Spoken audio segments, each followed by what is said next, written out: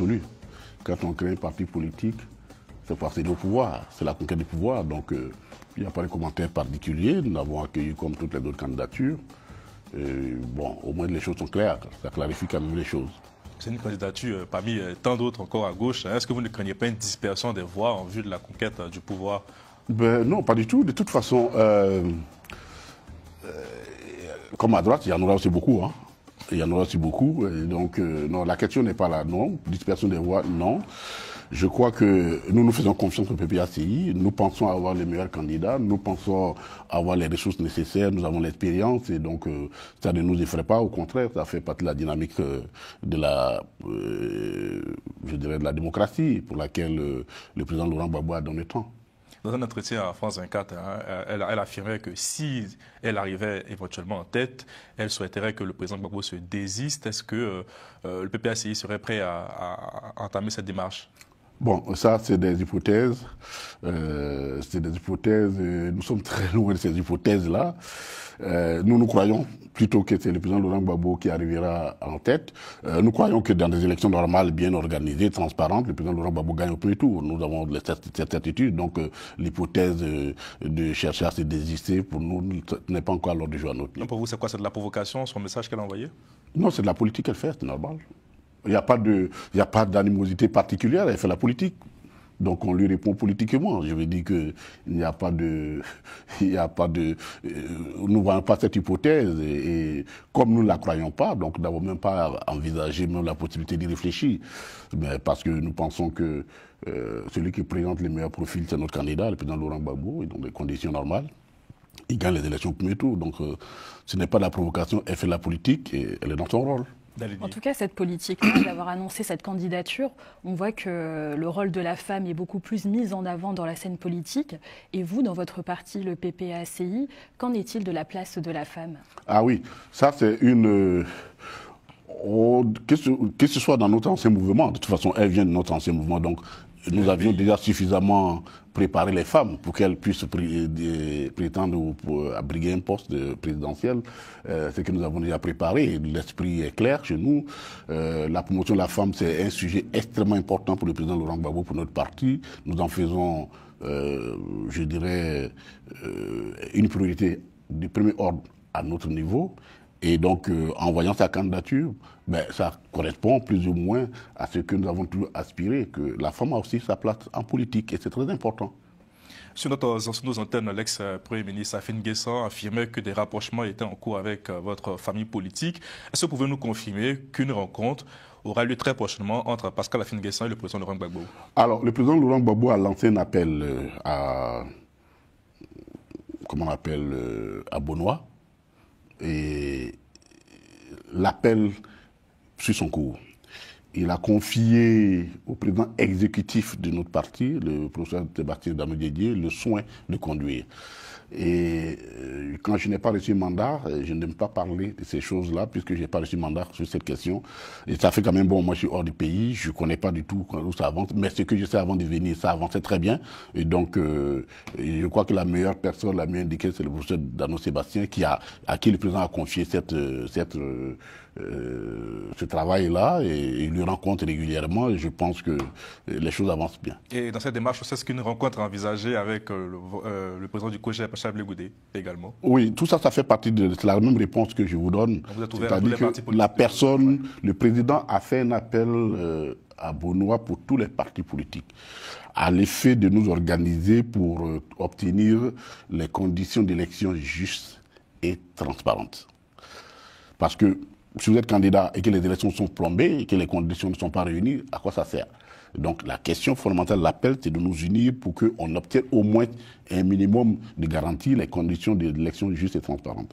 Et donc, évidemment, cet appel est lancé à l'endroit de tout le monde. Et tous ceux qui répondront ben, seront la bienvenue. Et je dis que c'est le professeur Sébastien qui gère ça. Je crois qu'il a suffisamment d'informations. Au moment opportun, comme on le fait très souvent, tout le monde sera informé de l'évolution des choses. Mais sur quoi pourrait déboucher ces rencontres-là? Une alliance électorale? Pour le moment, l'appel de Bonois, comme je viens de dire, est un appel au regroupement pour lutter à l'effet d'obtenir des élections justes et transparentes. Parce qu'il faut créer les conditions. Et je l'ai dit, tout à l'heure, on m'avait dit que l'ex-première dame est candidate.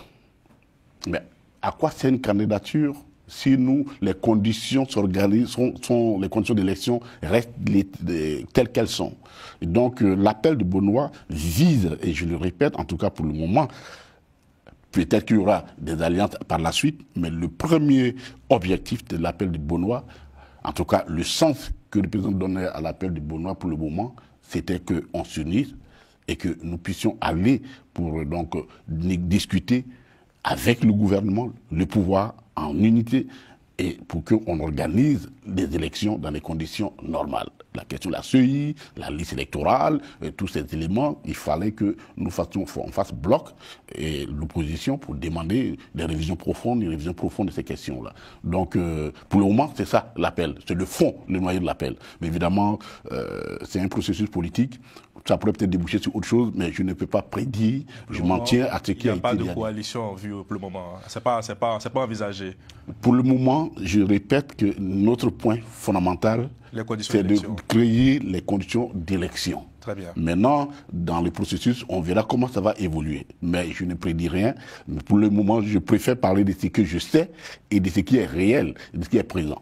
Vous avez évoqué tout à l'heure votre ancienne famille politique, le FPI, aujourd'hui qui vit une crise interne.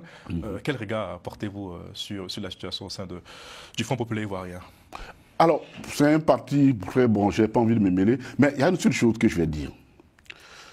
La crise au sein de notre parti a été produite par des personnes. Et je me rends compte que les personnes qui ont poussé dans le dos l'ex-président, le président de notre ancien parti, Afin Guesson, sont les mêmes personnes aujourd'hui qui le combattent.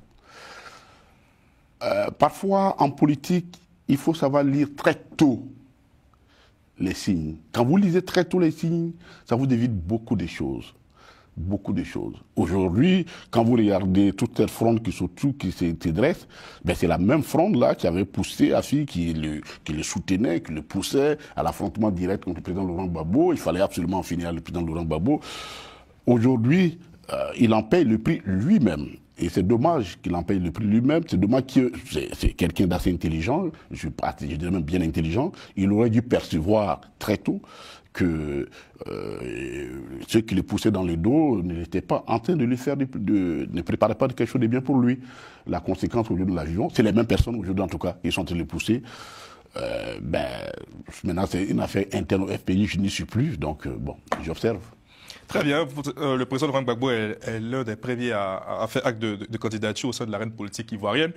Sa participation est certaine en raison de sa condamnation pour l'affaire dite du casse de la BCEAO. D'abord, moi j'aimerais savoir, vous qui le côtoyez régulièrement, dans quel état d'esprit se trouve-t-il actuellement au regard de cette situation? Mais le président l'a déjà dit, dès qu'il est rentré sa première interview, il a dit, cette histoire de casse de la BCEAO, c'est une haute tentative d'éliminer Laurent Gbagbo. Comme j'ai toujours dit de façon régulière, depuis 2000 qu'il a pris le pouvoir, le président Laurent Gbagbo est la cible.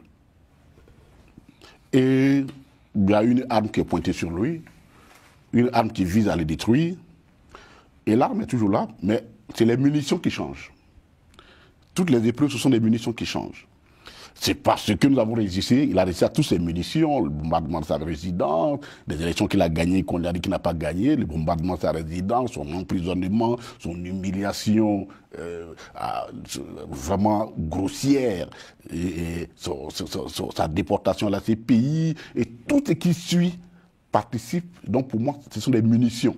On utilise des munitions, et cette histoire de carte de la BCEAO qui est venue comme un cheveu sur la soupe, ou du moins qui est calculé, parce qu'au moment où on rendait ce verdict assez ridicule, hein, moi je l'ai dit ouvertement, ridicule, le président Laurent Gbagbo, ceux qui rendaient ce verdict savaient déjà qu'il était acquitté, qu'il serait acquitté à la CPI.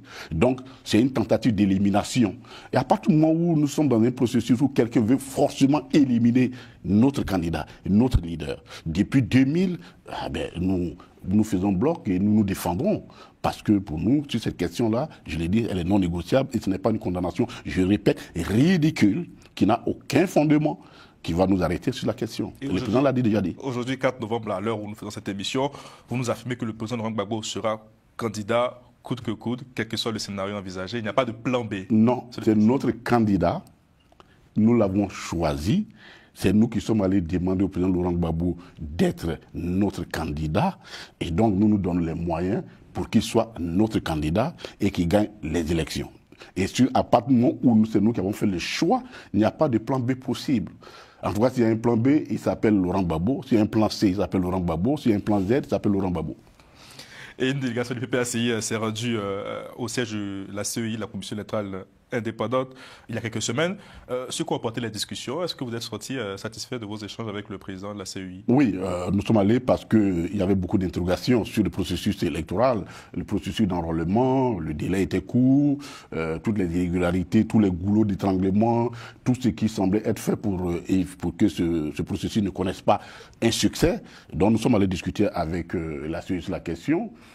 Ils ont donné quelques garanties comme toujours, mais les résultats ne sont pas à l'ordre du jour. Et vous vous êtes rendu compte que la semaine qui a suivi, le président exécutif du parti a fait une conférence où il a dit que nous demandons la dissolution de la CEI. Parce que cette CEI-là n'est pas du tout... C'est pas une CEI qui est capable... C'est quoi la bonne CEI pour vous, monsieur le ministre? Alors, il faut que... Parfois, quand nous posons la question, les gens nous disent « Ah, mais c'est vous qui avez souhaité en son temps une commission électorale, et ainsi de suite. » Oui. Vous savez, la démocratie, c'est un processus. C'est un processus, on peut essayer des instruments en espérant pouvoir obtenir des résultats satisfaisants. Et puis, au bout du compte, les instruments que nous avons prévus se révéler inefficaces. Oui, nous sommes battus en son temps parce que le ministère de l'Intérieur de la Côte d'Ivoire était trop militant pour organiser les élections. C'était trop militant. Nous avons dit qu'il faut créer un organe indépendant. Il fallait créer un organe indépendant. Et nous avons créé cet organe. D'abord, sous la transition militaire, c'était une commission nationale électorale qui avait été dirigée par Honoré Guier. Et que même quand les militaires ont voulu forcer pour s'opposer à la victoire éclatante du président Laurent Gbagbo, il n'a pas cédé. Il a été malmené, il n'a pas cédé. On s'est dit, OK. Donc, effectivement, une commission... Elle se montrer neutre et affronter même l'adversité. Et puis, Honoré, quand nous avons pris le pouvoir, Honoré Guier a été remplacé par un magistrat de grande qualité, Camille Oguier, qui était le président de cette CEI. Camille Oguier, de toute sa carrière, vous ne trouverez aucun magistrat qui aurait quelque chose à dire sur sa moralité. Et nous l'a prouvé. Nous étions au pouvoir, nous avons regardé les élections régionales, nous les avons perdues. Nous avons fait marcher, on a pratiquement égalité avec le PDCI au niveau des régions, et le RD en son temps, on a gagné les municipales. Le ciel n'est pas tombé sur là-dessus. On a proclamé les résultats tranquilles, nets. Le ciel, ce n'est pas parce que le président, on était au pouvoir que le président Laurent Gbagbo a exigé forcément d'être gagné. Parce que il faut que vous compreniez notre combat, le combat du président Laurent Gbagbo. C'est la question de la démocratie. Ça peut parfois même lui revenir comme une sorte d'effet de boomerang, ça peut lui poser des soucis, comme en 2003, quand on a perdu ces élections-là. Mais c'est le prix à payer pour qu'on arrive aux élections. Et puis, il y a eu la crise, la rébellion. La CEI a été trouffée d'acteurs très, très militants. Ça nous envoie à la guerre. Ça nous envoie à la guerre. Les élections organisées dans des conditions difficiles, des résultats proclamés hors délai, dans le QG d'un candidat, sous la protection de l'armée française, tout ça, ça nous a envoyé des problèmes. Mais il faut tirer les leçons. 2020, il y a eu des élections, il y a eu également des morts. Donc, à un moment donné, il faut s'asseoir pour dire on ne va pas continuer avec ça. L'erreur qu'on a commis, on a pensé que mettre ensemble des opposants, des opinions diverses, ça crée la neutralité. Non.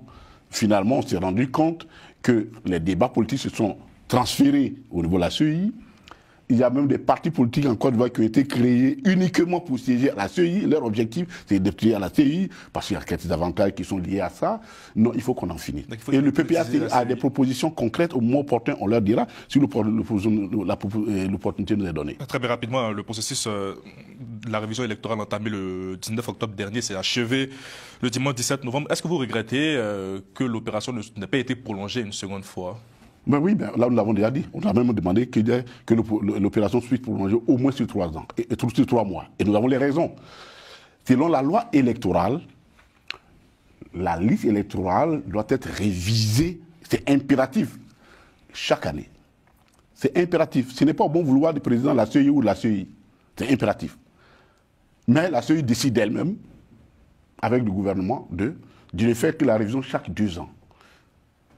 Bon, non seulement vous violez la loi, mais à la limite, on peut encore concéder que vous violez la loi, mais si vous l'accompagnez avec des mesures qui puissent permettre à tout le monde d'aller, puisque vous les faites sur 2 ans, au lieu de les faire sur une année, ça suppose au moins que vous donnez le maximum de temps aux personnes d'aller s'enrôler. Non, on fait un enrôlement sur 2 semaines, 3 semaines, et on dit c'est fini. Ça ne passe pas. Les 2-3 semaines, on peut les comprendre si c'est sur chaque année. Mais vous faites sur 2 ans, c'est qui est illégal. Mais prenez des mesures pour accompagner. Autrement, on a l'impression que manifestement, il y a une volonté de la CEI de ne pas enrôler les Ivoiriens, de ne pas favoriser donc l'enrôlement, et nous sommes opposés à ça. Avant de parler d'actualité internationale avec Dalini, rapidement sur la Côte d'Ivoire, pensez-vous que le président Ouattara sera candidat en 2025? C'est son problème à lui, mais il n'a pas le droit, mais c'est son problème à lui. Et nous les disons que déjà en 2023, sa troisième candidature avait causé au moins 85 morts.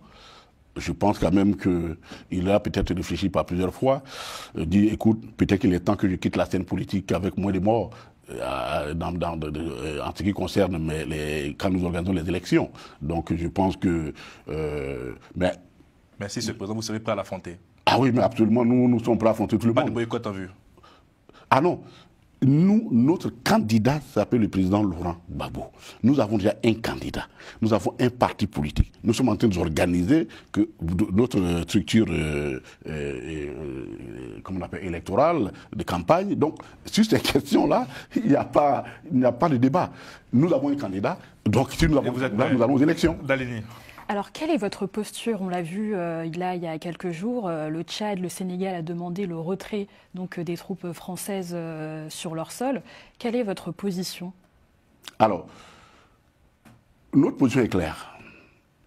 Pour nous, ces positions de ces 2 pays qui viennent s'ajouter aux 3 autres que nous connaissions déjà, ceux qui sont dans l'AES, traduit ce que nous avions vu il y a très longtemps.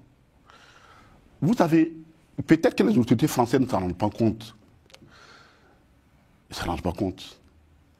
Mais l'opinion ivoirienne africaine a été choquée par ce qui s'est passé en 2011 en Côte d'Ivoire. La violence avec laquelle l'armée, les autorités françaises ont intervenu, Sarkozy, il faut dire les noms par chose, en utilisant l'appareil de l'État pour régler des problèmes personnels, des amitiés, ça a été un choc pour toute l'Afrique. Quand on y ajoute les décès, la tuerie, la mort tragique de Muammar Kadhafi, à la même année, la conscience a commencé à naître. Ce que nous avions déjà dit, dès le début, nous avons déjà dit que les bases militaires françaises en Afrique, ça nous rappelle une période coloniale. Il faut en finir avec. Parce que nous sommes fondamentalement attachés à nos souverainetés. Et donc pour nous, nous pensons que c'est une bonne position. Nous sommes d'accord avec cette position parce que nous aussi, dans notre vision, il est clairement établi que la question de la présence de la base française à Abidjan mérite, pour nous, elle est anachronique. Et il faut absolument que nous ayons le courage de le dire. Et nous sommes heureux qu'on le dise parce que nous sommes souverains et la souveraineté ne peut pas s'accompagner avec cette façon d'avoir une base militaire dans notre pays. Et justement, vous allez parler de l'AES. Est-ce que vous pensez que cette AES-là pourrait devenir une nouvelle forme de coopération militarisée mais dépendante des puissances extérieures, notamment comme la Chine ou la Russie? Non, il ne faut pas voir la question de l'AES sous l'angle purement militaire. C'est vrai que c'est des militaires qui sont au pouvoir, mais il ne faut pas le voir sous l'angle purement militaire. L'AES, il faut analyser la situation à 2 niveaux. Premier niveau, ce qui se passe dans ces pays, c'est l'échec de nos démocraties. Tout simplement. Et je l'ai dit, je le répète pour les autres pays, ce n'est pas une fatalité. Si les conditions démocratiques, nous jouons avec les conditions démocratiques, on refuse d'appliquer les conditions démocratiques, nous nous exposons tous autant que nous sommes à ce qui se passe là-bas. C'est d'abord l'échec de nos démocraties. Donc, c'est vrai, Je vois que beaucoup leur jettent l'anathème, les pierres dans les jardins, mais il faut que nous fassions notre autocritique. C'est quoi? Pourquoi les populations applaudissent aujourd'hui des coups d'État dans nos pays? Alors que en 90, ces mêmes populations se sont levées pour dire « nous voulons la démocratie ». C'est passé pendant ces 20 ans, ces 30 ans, nous avons louvoyé avec les règles démocratiques. Nous avons menti, nous avons joué avec les règles démocratiques.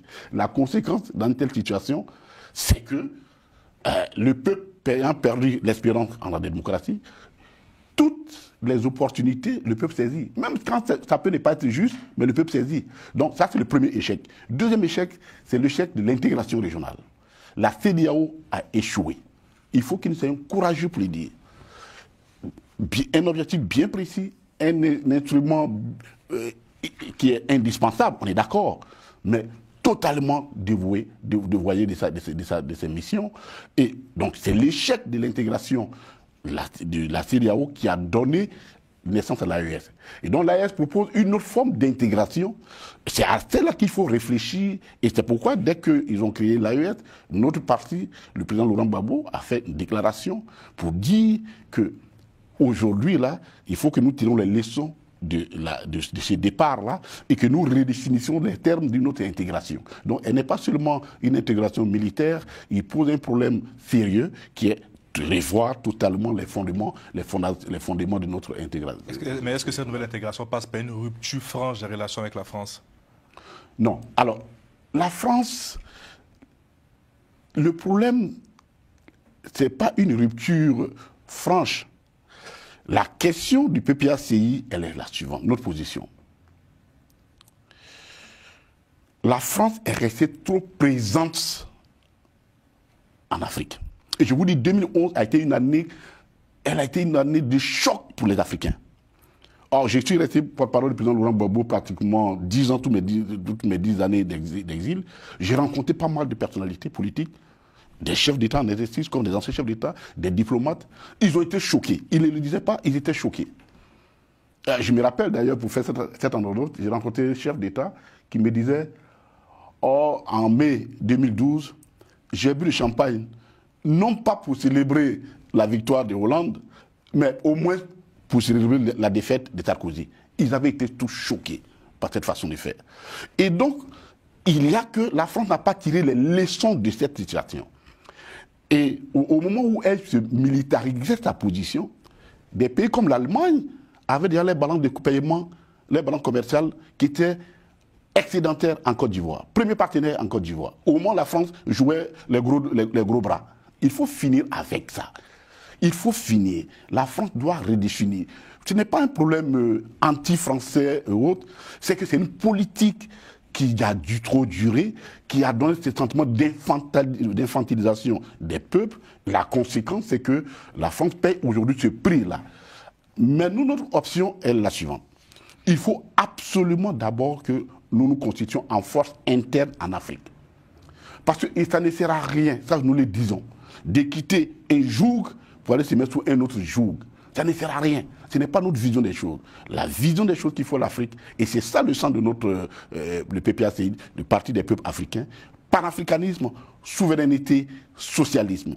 Mettons-nous ensemble. À partir du moment où nous sommes forts ensemble, et que nous puissions organiser, nous puissions comme en une unité politique, une unité économique, à partir de ce moment-là, devant n'importe qui, y compris la France, on va nous écouter. Mais si nous continuons de partir en singleton comme le fait chaque matin, on nous a vu réunion sommet sino-africain, on quitte là-bas, on ne descend même pas en Afrique, sino-Europe africain, et on s'en va là-bas. C'est quoi? Vous ne pouvez pas être ami à des adversaires. Soit vous mentez, parce que si on est trois et que moi je suis ami, vous êtes adversaire, je suis ami à vous deux, il y a un problème. Soit que je me mens à moi-même ou je ne sais pas réellement ce que je veux. Et voilà un peu ce que notre position. Il faut que les autorités françaises tirent toutes les leçons. Elles ont encore la possibilité. Elles ont encore la possibilité de tirer toutes les leçons. Mais nous attendons toujours. Au moins que les autorités françaises disent Ce que nous avons fait au président Laurent Gbagbo n'est pas acceptable. Et le président Laurent Gbagbo a rencontré l'ambassadeur de France en Côte d'Ivoire, c'est-à-dire on a un début de réchauffement des relations entre les deux parties. Nous espérons bien. Merci, monsieur le ministre, docteur Kodé Kassina. Vous êtes docteur il n'y a pas longtemps, félicitations. Merci beaucoup. Merci d'être venu sur notre plateau, merci Dalélie. Merci à Romain Clicquot-Demecq à la réalisation et merci à mon ami Pascal Lobo. Nous avons vu Justin Kodé Kassina à Télé Sud. Et à Télé Sud, il nous a parlé encore du président Laurent Gbagbo. Et surtout, il nous a donné plus de précisions sur l'innocence du président Laurent Gbagbo. Mais moi, ça ne sera pas le seul sujet. Car en dehors du président Laurent Gbagbo, il y a Damana Adja Picasse, il y a Kouwa Justin, qui sont aujourd'hui en train de subir un chantage extrême. Le gouvernement de M. Alassane Ouattara met le chantage et pousse avec la pression pour faire faiblir, pour effrayer, pour faire peur. Il faut donc que les militants restent sereins. Je sais que pour les dirigeants, ce n'est pas un problème car ils sont habitués à ce genre d'intimidation. Et donc je sais avec ma conscience que rien ne va les faire flanchir, rien ne va les faire reculer car ils ont cette capacité et cette faculté d'aller droit au but pour avoir leurs objectifs. Et donc les gars, aujourd'hui, monsieur Alassane Ouattara est en train de fabriquer un simulacre de jugement où il renvoie à tous les jours le procès de Damana Adja Picasse. Question pour lui de mieux effrayer. Et les accusations qui sont même fallacieuses. On accuse le monsieur qu'avec une arme et quelques machettes, voulait faire un coup d'État à un pays qui est militairement prêt avec des chars et tout ce qu'il faut comme matériel de première nécessité dont les militaires ont besoin. Est-ce que Damana Picasse pouvait le faire? Et pourquoi le timing n'est pas bon? Ils avaient gardé ce petit élément pour attendre à l'après des élections présidentielles pour activer ce levier et commencer à menacer le PPACI. Vous savez pourquoi? Parce que Damana Adja Picasse et Kouwa Justin sont ceux qui parlent fort. C'est ceux-là même que quand ils prennent le micro, ils tapent fort où ça fait mal. Et Ouattara n'aime pas la démocratie. Il a tous les jours le tournis quand Damana Adja Picasse prend le micro. Il a tous les jours le vertige quand Kouwa Justin prend le micro. Et donc pour lui, ces deux personnalités du PPACI doivent disparaître de la scène politique. Au moins jusqu'à ce que les élections présidentielles passent. Mais c'est mal connaître le PPACI parce que c'est la ligne dont le président Laurent Gbagbo a dit qu'il ne fallait pas franchir. Si vous arrêtez encore un soldat à cause des décisions fallacieuses, le peuple sera devant vous pour revendiquer. Mais le peuple ne sortira pas bêtement parce que nous savons ce que vous voulez faire. Vous voulez déstabiliser aujourd'hui le mouvement qui est en train de se mettre en place au PPACI pour vous affronter en 2025. Et en déstabilisant cela, vous gagnez l'élection par anticipation. Et pourtant, si vous restez tranquille et allez jusqu'au bout affronter le PPACI, vous allez perdre. Donc, vous voulez disloquer ce parti, retirer les éléments forts, les envoyer en prison et maintenant faire peur pour intimider, pour avoir l'avantage au moment des discussions. Mais le PPACI reste serein. Vous devez savoir que même si Kouwa Justin parle fort et parle bien, même si le président, Damana Adja Picasse parle bien, il parle fort, mais il y a un peuple derrière. Il y a une population qui est dessus de vous. Il y a une population qui va descendre dans la rue pour revendiquer quelque chose de simple. Donc vous n'avez pas besoin de tuer tous ces gens-là en croyant que ça sera la solution. Ceci n'est pas la solution. La solution, c'est de trouver des solutions dans le quotidien des Ivoiriens. Et non autre chose. La team, il fallait que je donne ces mots-là pour ceux qui sont joués aujourd'hui, donc Damana Adja Picasse et Kouwa Justin. Dis-moi ce que vous pensez à cette sortie de Kodé Kassina sur votre vidéo.